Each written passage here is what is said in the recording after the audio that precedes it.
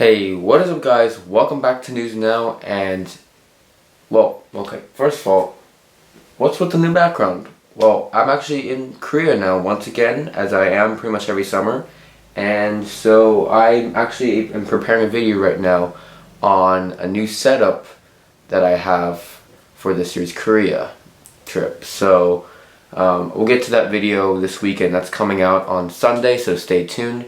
But today, as you probably guessed by the title, we're talking about the Galaxy S7. Wow, I never thought I'd have this phone because as you know, I'm a big Apple dude.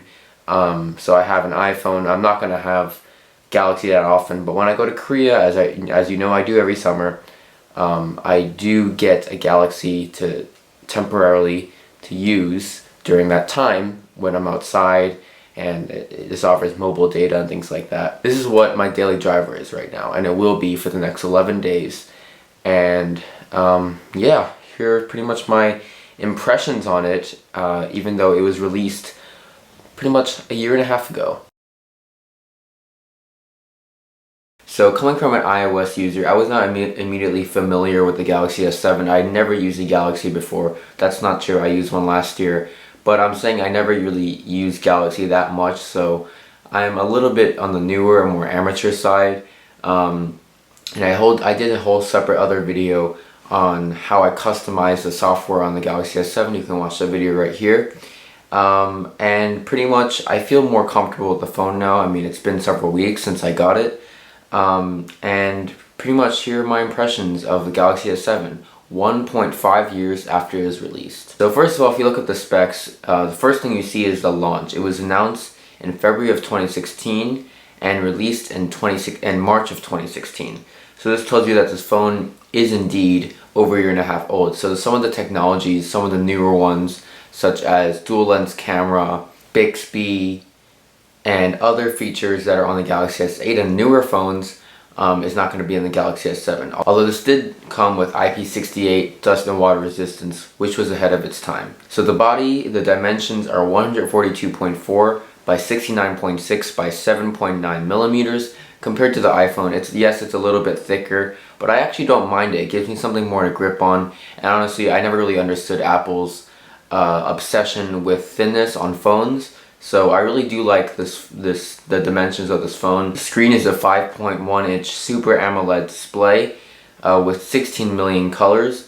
The screen to body ratio is 72.1%. To give you some context, the Xiaomi Mi Mix has, I think, around an 85 to 90% screen to body ratio, and the highest world record on any phone is the Essential phone, I believe, and that comes at around, I believe, 96% screen to body ratio, and the iPhone 8, the upcoming iPhone 8 is supposed to have a 98% screen to body ratio. So this isn't bad, but yes, it's a little bit behind in terms of the upcoming phones and some of the newer phones that are out right now that have a bigger screen and less bezel. The weight is 152 grams or 5.36 ounces. Again, not that heavy, and I do not have any trouble holding it and taking it places. So it's a perfect weight too. It has Gorilla Glass 4 on the back and the front, plus I have a screen protector, which I do hate, but it does keep the phone very durable. And I must say, I have dropped this probably like once or twice so far, and so far it's held up very well, I can say. It does come with Samsung Pay, and like I mentioned before, IP68 certified,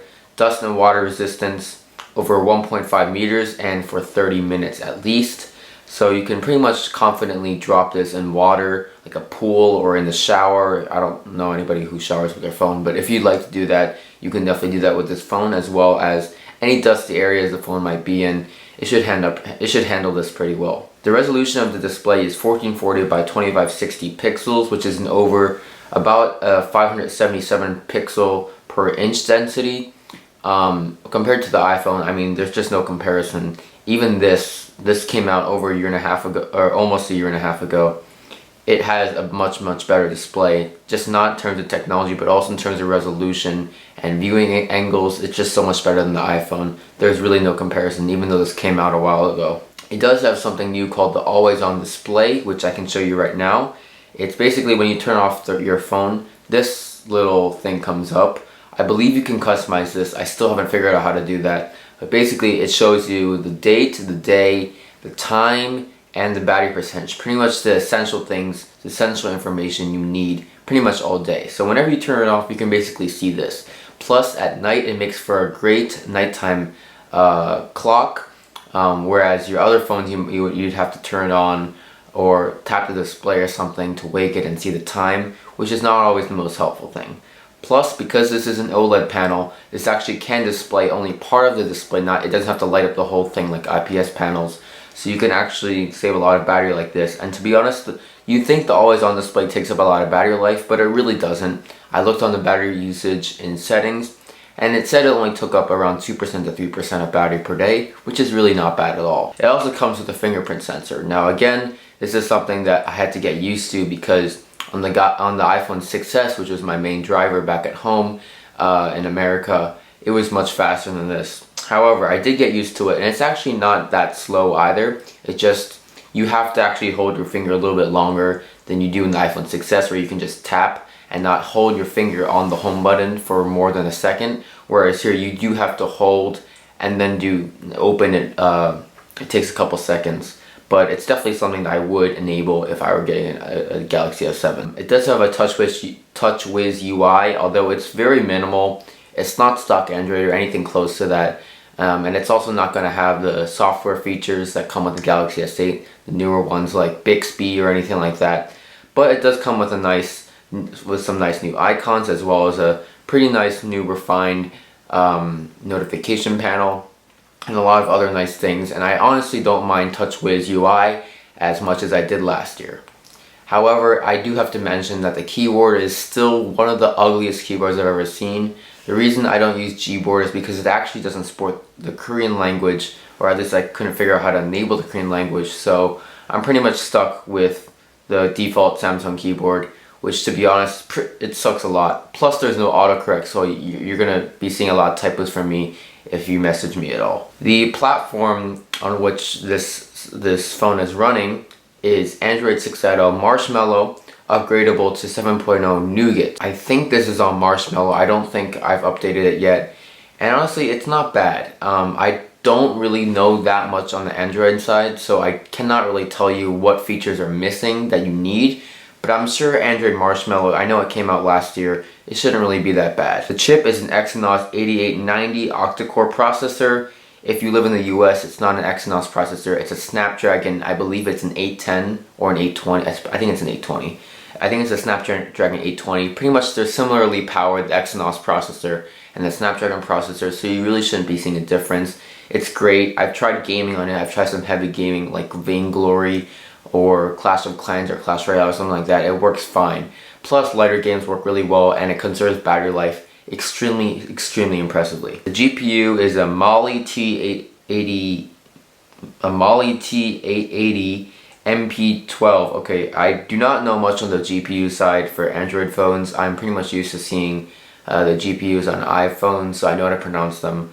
But I haven't had any graphics issues, so I say the graphics performance is still top notch for this phone. The memory, it has a card slot, a micro SD up to 256 gigabytes of dedicated storage, and internally it does ship with 32 or 64 gigabyte configurations, and it does also ship with 4 gigs of RAM. I can confirm that. I ran a Geekbench score, and it does indeed have 4 gigs of RAM. And that RAM does extend to the multitasking capabilities of this phone, and you're really going to see that it does work quite smoothly as you're switching between apps, which I like to do a lot with multitasking. Plus the 2-window feature, I guess, where you can have 2 apps running side by side on Galaxies is really amazing, and it works really well, especially with those 4 gigs of RAM. The camera, it's a primary 12 megapixel sensor with an f1.7 aperture, 26mm lens, face detection autofocus, optical image stabilization, LED flash. I do not know what check quality is, but I'm sure it's a good thing for the camera. It does have geotagging, simultaneous 4K video and 9 megapixel image recording, touch focus, facial and smile detection, which is awesome, auto HDR and panorama. Compared to something like the iPhone 7s has a great camera, and we all know that, but I think this camera is, in my opinion, it does take better pictures than the iPhone, at least on the rear-facing camera. I'll talk about the front-facing camera in a minute, but compared to the iPhone, this pretty much takes almost incomparably better shots. The only thing I'd say is it saturates a little bit more than normal, so the colors are not really true to life, but you will see the pictures, the color's just going to pop more, and it's just going to feel all around more of a better photo. It's Samsung trying to trick you a little bit with getting the colors to be more saturated and the contrast to be higher, but it makes for a pretty good picture. The video is 2160p at 30 frames per second, 180p at 60 frames per second, and 720p at 240 frames per second. There's also HDR and dual video recording. Again, it says check quality. I do not know what that means. The secondary camera, meaning the front-facing camera, is a 5 megapixel camera sensor. It has a f1.7 aperture, 22mm lens, dual video call, and auto HDR capabilities. The one complaint I have about the front-facing camera of the Galaxy S7 is that it saturates so much of your face to the point where it looks kind of like cartoonish almost. I'm sure if you ever use the Galaxy, you know what I'm talking about. It doesn't look really true to life in the same way that a selfie looks when you take it on an iPhone. There's something about the way the colors look on selfies on the Galaxy S7 that makes you question how real it actually is and how good of quality the camera sensor actually is. I'm not denying it's a good camera, it's a very good camera, but if I'm just talking about selfies, I pretty much stick to the iPhone for that. In terms of sound, there's vibration, MP3, and WAV ringtones. There is a loudspeaker and a 3.5mm headphone jack, unlike a new phone, well, not new, but like kind of new phone that came out kind of recently. The speakers, I must say, compared to the Galaxy S5, which I was using last year, are better because now they're downwards facing instead of backwards facing. But I do have to say, it's still tiny. I mean, look at how big this is. Okay, literally, look how big that camera, that speaker is. The speaker grills are so tiny. There are several, it looks like there is 10 of them, 10 speaker grills, but still, it's not the best sound in the world, and I prefer using earbuds. It does have Quick Charge 2.0. It does have S Voice, which I don't know why you'd use that, but whatever. There is a fingerprint sensor like I mentioned before, and is a huge improvement from the really annoying swipe thing you had to do in the Galaxy S5. The battery, it's a non-removable lithium-ion 3000 milliamp hour battery. It'd be a problem if it were a 300 milliamp hour battery capacity. 3000 milliamp hour battery. It says talk time up to 22 hours. Music play up to 62 hours. I can't really confirm either of those because I haven't talked for 22 hours or 62 hours, listened to music for 62 hours. But the battery life, I'm pretty much ending the day with like a good 30 to 40% of battery life, which is pretty good because I am a pretty heavy user of phones. Plus with the always on display and all the other battery saving techniques that Samsung has built into their user interface, I can say that this pretty much will last you every day. The colors it ships in are black, white, gold, silver, and pink gold, aka rose gold because they're just copying Apple on that. I did get the black version. It does look nice. I wish we had gotten the Galaxy S7 Edge because it doesn't look as nice without the Edge. That's just my personal opinion. But I do think that this phone is one of the nicest phones in terms of build quality, and it's definitely a phone that still holds up today in terms of design. At this point, it does cost around $200 less than it did when it retailed. You can check the links in the description below if you want to buy one of these phones. If you want to watch some more videos about the Galaxy S7, you can actually click the box right here, this card right here. If you want to see all my reviews and videos on Samsung products, then click this box right here next to my face. If you want to subscribe, up here. My second channel where I make Apple videos is right here. And that's pretty much it for this video. Thank you guys so much for watching, and as always, I will see you in the next video.